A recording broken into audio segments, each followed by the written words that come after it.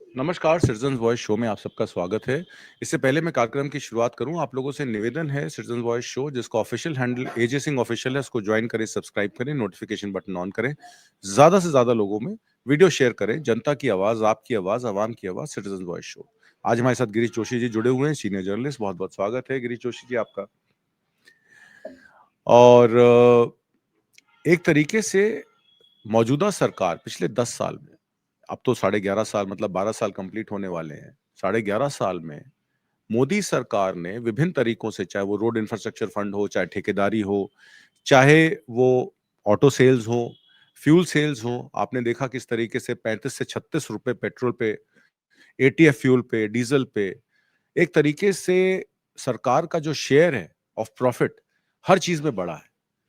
पर उसका व्यय जो है, चाहे वो हेल्थ इंफ्रास्ट्रक्चर पे हो, चाहे वो एजुकेशन पे हो या अदर सोशल वेलफेयर स्कीम्स पे हो, वो ना के बराबर है। इलेक्शन दर इलेक्शन वो यूनिफाइड यूनिवर्सल स्कीम्स में पैसा देने की बात करते हैं। चाहे वो जीविका दीदी के नाम पे 10,000 रुपए देते हैं, चाहे लाडकी बहना योजना के नाम पे मध्य प्रदेश में अनाउंसमेंट करते हैं, चाहे लाडली बहना योजना के नाम पे महाराष्ट्र में अनाउंस करते हैं।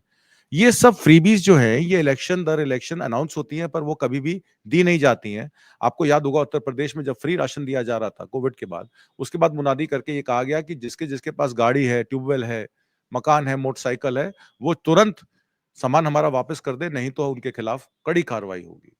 तो मैं आपसे ये समझना चाहता हूं कि सरकार का प्रोडक्शन पे 30 से 35%, 40% मार्जिन हर जगह हो गया, चाहे वो एक्साइज के थ्रू हो, पेट्रोल डीजल सेल के थ्रू हो, ऑटोमोबाइल्स के थ्रू हो।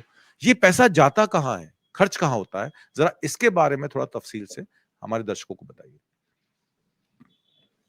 आत्मजीत जी, देखिए खर्चा कहाँ होता है ये तो शायद आरटीआई बंद होने के बाद पता ही नहीं चलेगा। हमको ये समझ में आ रहा है कि इनकम सरकार की बढ़ रही है। अभी इसके कुछ पहलुओं पे नजर डालते हैं तो आप देखिए सबसे बड़ा सेक्टर जो है दैट इज ऑटोमोबाइल सेक्टर। अब federation of auto dealer association है, उसका एक रिपोर्ट आया था, उसको दूसरे से कंपेयर करते हैं तो आप समझ लीजिए कि 7 लाख यूनिट्स अभी इनके डीलरों के पास पड़ा हुआ है, जिसकी कॉस्ट हो रही है अराउंड 73,000 करोड़। वो नॉन सोल्ड अनसोल्ड है। ये इकोनॉमिक प्रेशर है। अब ये डाउन हो रहा है। हम पहले डाउन की बात कर लेते हैं। 2014 से 24 अगर आप असेसमेंट करो कि ऑटोमोबाइल सेक्टर का क्या डाउनफॉल हुआ है, तो आप देखिए मारुति का सेल्स जो था लास्ट में, that comes down from 51.7 to 41%। Hyundai का आ रहा है 17.5 से 14.5। किया का आ रहा है 6% से 6.7 से 6%। होंडा का सबसे कम हो रहा है, दैट इज 7 to 1.6%। रिनोल्ट का आ रहा है 4.5 से 1%। अब इस बीच में बहुत ही इकोनॉमिकली स्मार्ट कंपनियां जो थी, जो शायद ये बाफ गई थी कि आगे क्या होने वाला है एक्सटॉर्शन, तो वो जैसे जनरल मोटर्स, शेवरोलेट और फोर्ड, ये इंडिया छोड़ के भाग जाते हैं। अभी जो आउटकम हो रहा है उसको अगर हम मार्क करते हैं, अब इसमें देखने वाली बात यह है कि सेल्स बंद होने के बाद आपके 300 डीलर आउटलेट बंद हो जाते हैं। और ट्रकों का एक अलग स्टोरी है, उसमें भी आप देखिए तो 2,80,000 अनएम्प्लॉयड ट्रक्स, हैवी व्हीकल्स में अनएम्प्लॉयमेंट क्रिएट हुआ।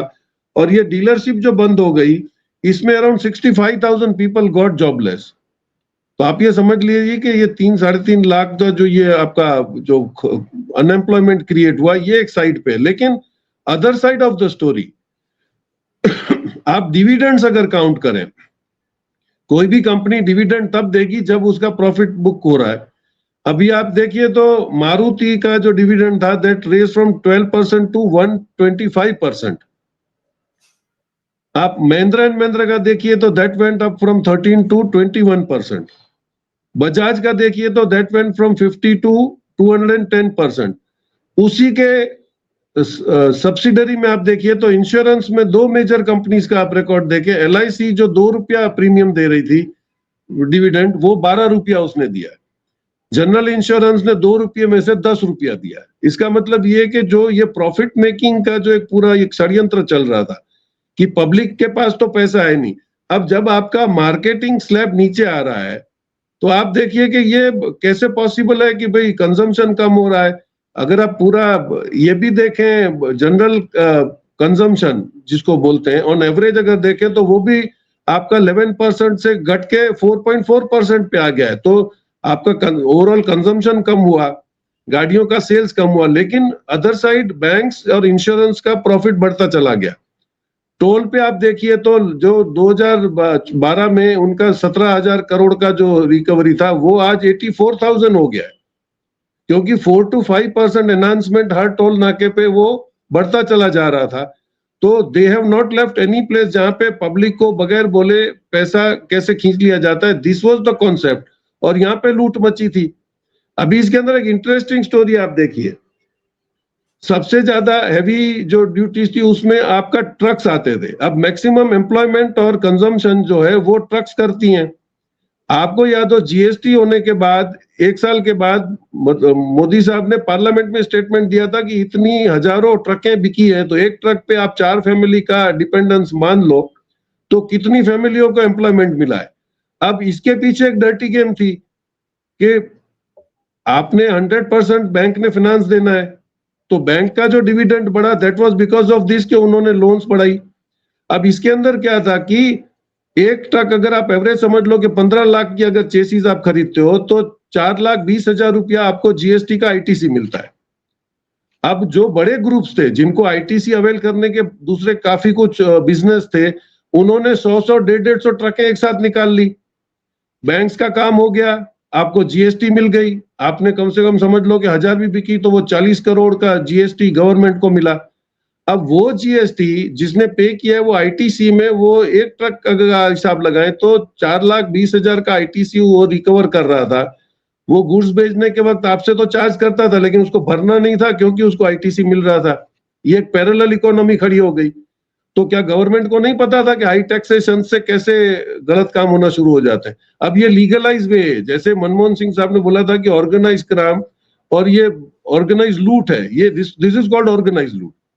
तो आप ये देखिए जो फाइनेंशियल जगलरी जो चल रही थी वो शायद जनरल पब्लिक की समझ में नहीं आ रही थी कि how government made the money. अभी इसमें दूसरा एक एस्पेक्ट आप देखिए तो पीएसयू बैंक्स का अगर रिपोर्ट माने, अभी लास्ट में उन्होंने पेनल्टी और मिनिमम बैलेंस बंद किया है, लेकिन उस 10 साल की पीरियड में आप देखें तो पब्लिक सेक्टर की 11 बैंकों ने आपके पेनल्टी के रूप में मिनिमम बैलेंस मेंटेन न करके 8,936 करोड़ वसूले आपसे। वो किसी का कोई कसूर नहीं था, लेकिन बैंक ने कमाया। उसी जगह 3 प्राइवेट बैंक्स ने 11,500 रुपये ले लिए under name of service charges, transfer charges, ये चार्जेस वो चार्जेस। तो इन्होंने मतलब ये था जी, तो इन्होंने मतलब सारे ऑर्गेनाइजेशंस को ये छूट दे रखी थी कि आप लूटिए। हम बोलते हैं कि भाई सस्ता डीजल और क्रूड आ गया रशिया से, हमने सस्ता पेट्रोल डीजल बनाया, लेकिन इंडिया को एडवांटेज नहीं हुआ। इंडिया को एडवांटेज देने की नीयत थी नहीं, क्योंकि अगर पब्लिक सेक्टर कमाएगी तो वो भी आपको डिविडेंड देगी, तो वो भी अल्टीमेटली तो गवर्नमेंट को इनकम था, उसने अपनी कम नहीं करनी। 2500 करोड़ अगर एक ऑयल कंपनी डिविडेंड दे सकती है तो 2500 करोड़ के प्रो रेटा अगर आप रेट कम कर देते, public sector units are not here to make the profit. तो आपने पब्लिक सेक्टर, प्राइवेट सेक्टर जो जहां जहां से लूट सकते थे आपने आंख बंद करके उनको परमिशन दे दी। आज ये हमारी पोजीशन आके खड़ी हो गई है। अभी ऑटो सेल्स के लिए आर्ग्यूमेंट आता है कि भाई ईवी व्हीकल्स आ गए, ईवी व्हीकल्स आ गए, उस पर तो वैसे भी जीएसटी नहीं था, लेकिन ईवी व्हीकल का फ्यूचर कहां पर है? आज आपका जो 7% राइज ऑफ इलेक्ट्रिसिटी चार्जेस है, आप नॉर्मली देखिए तो इसका जो कंजम्पशन है ये 12.9 to 19% आपका इलेक्ट्रिक का अभी जो रिक्वायरमेंट है उसमें से 12.9% is only EV vehicles consuming. आपका पावर ग्रोइंग कैपेसिटी 7% चाहिए, उसकी जगह 5% है। आपके एक इलेक्ट्रिकल पॉइंट 135 गाड़ियों पे आज आपके पास चार्जिंग पॉइंट्स हैं। तो are we really making up for that? और ईवी व्हीकल्स में आप देखिए तो मेजोरिटी आप धीरे धीरे उनको समझ में आ रहा है कि जैसे उनकी एफिशिएंसी कमती है उसकी रीसेल वैल्यू खत्म हो रही है। तो काफी कुछ ये जो हम डिस्कस कर रहे हैं कि भाई कितने सारे एवेन्यूज ऐसे थे जहां पे लूट बंद करके पब्लिक को राहत दी जा सकती थी, उसकी जगह उन लोगों ने उनको बिल्कुल व्हाइट पेपर इश्यू कर दिया कि आपको जैसे मर्जी पड़े आप लूट लो।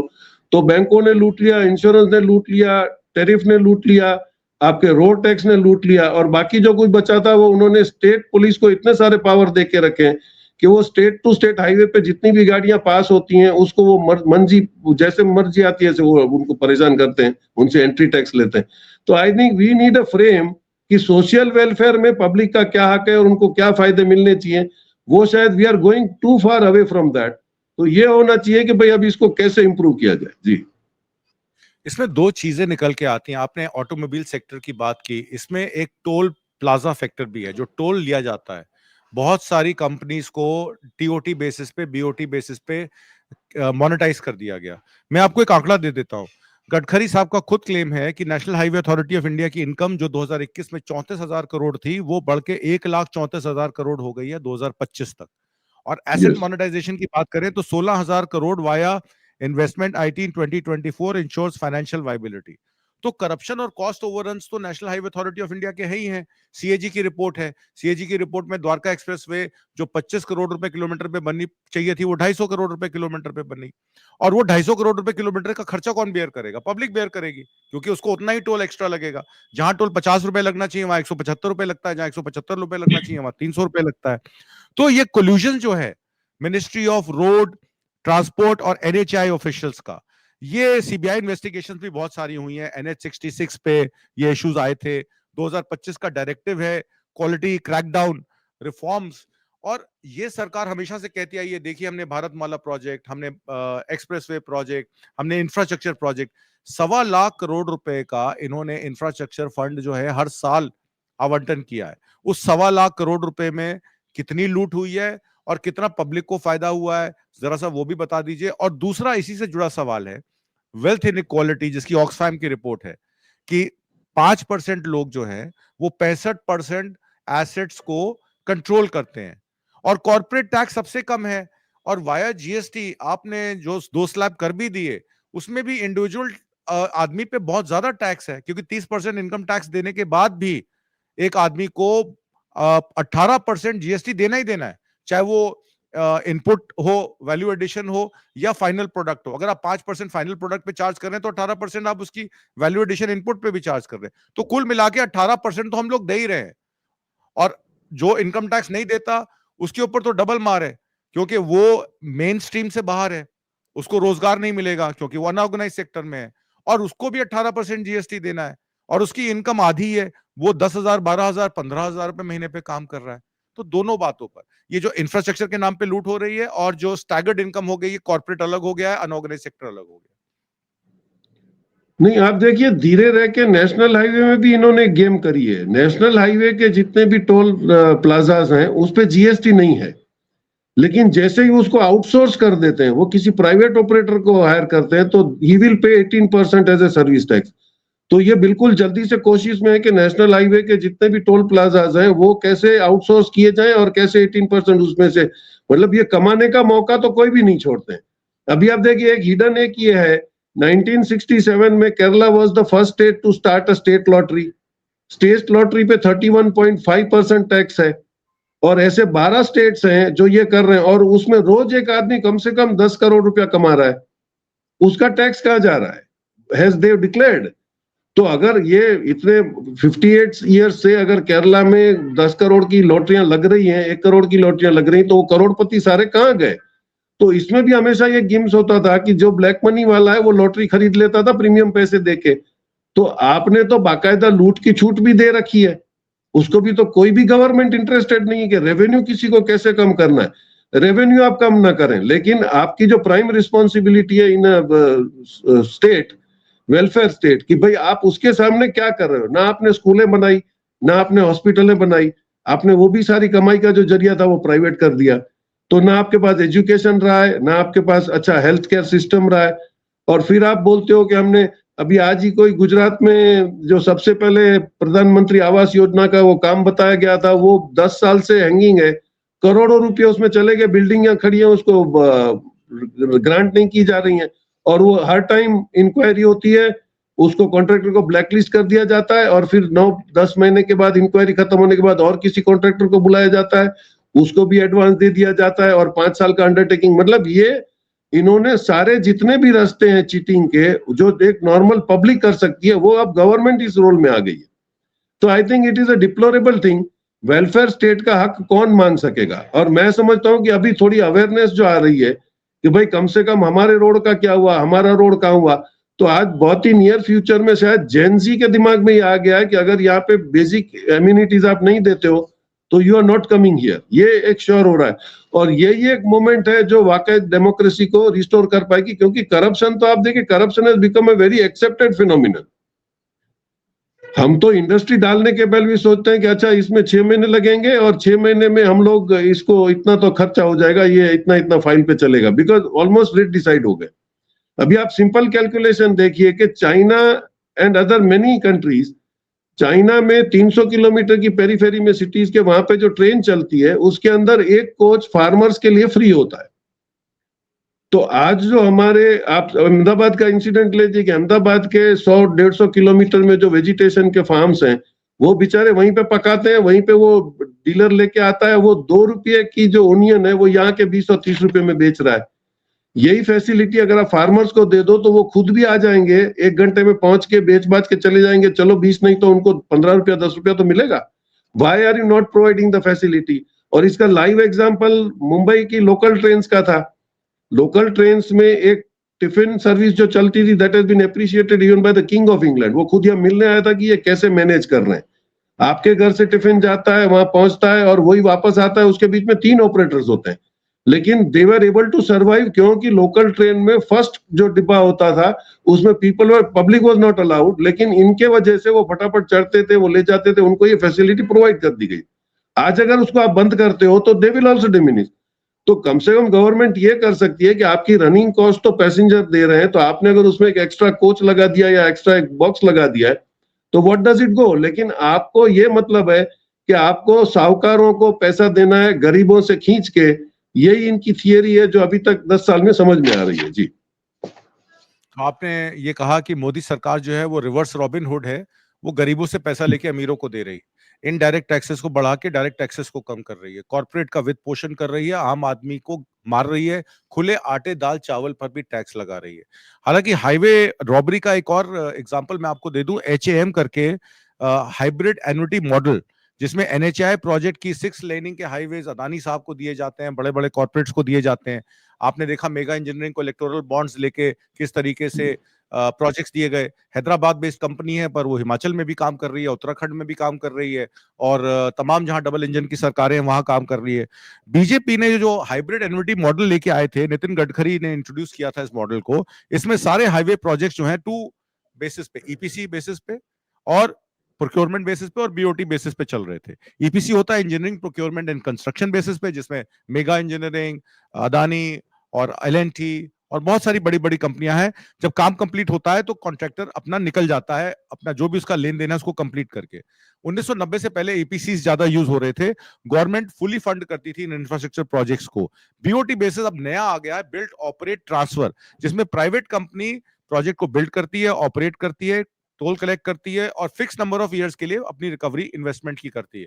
अब वो कितनी रिकवर करेगी, क्या रेट पे रिकवर करेगी, कितना आगे कमीशन देगी, इस पे कोई क्लैरिटी नहीं है। ये private investment into public infrastructure, ये एक बहुत बड़ा झोल है। प्राइवेट इन्वेस्टमेंट लाई जाती है, उसके आरओआर 20%, 22%, 25%, 30% तक है। मुझे आज भी याद है जब नोएडा का टोल बना था तो उस टोल को बंद कराया गया था हाई कोर्ट के ऑर्डर से, क्योंकि वो 11 टाइम्स रिकवरी 5 साल में ही कर चुका था। और कुछ हाईवेज तो आपके गुजरात में है जिसमें टोल स्कैम चल रहा है, जो टोल ऑथराइज ही नहीं है वो भी टोल कलेक्ट कर रहे हैं। फेक टोल प्लाजाज, ये भी एक नया काम शुरू हो गया। आपके कच्ची एरिया में बहुत सारे टोल्स हैं जो फेक हैं, जो सरकार द्वारा ऑपरेटेड ही नहीं है, और वो हाइब्रिड एन्युटी मॉडल की तरह किस लिए ऑपरेट कर रहे हैं, उनका तो पैसा भी लगा, जिसको कहते हैं हींग लगी ना फिट करी और रंग भी चोखा होए। गवर्नमेंट 40% प्रोजेक्ट कॉस्ट का दे रही है जिसमें सारी रिकवरी हो रही है, और 60% इन्वेस्टमेंट दिखा के प्राइवेट पार्टी टोल कलेक्ट कर रही है। जो गाड़ियां 10 साल की डीजल की और 15 साल की पेट्रोल की, जिनका रोड टैक्स 25 साल का लिया जाता है, उनको 10 साल 15 साल में कंडम कर दिया जाता है। वो रोड टैक्स का पैसा कहां जाता है? तो ये एक बड़ा झोल है। और मुझे लगता है कि ये कॉन्ट्रैक्ट बेसिस पे जिस तरीके का काम चल रहा है, इस सरकार ने डबल लूट की है। क्रूड ऑयल का आपने बताया खुद ही कि जब क्रूड ऑयल के दाम गिर गए तो पेट्रोल और डीजल के दाम तो वहीं रहे, एटीएफ के दाम भी वहीं रहे। हवाई चप्पल पे हवाई जहाज में घुमाने वाले लोग आज की डेट में हेलीकॉप्टर्स में इलेक्शन मीटिंग्स कर रहे हैं।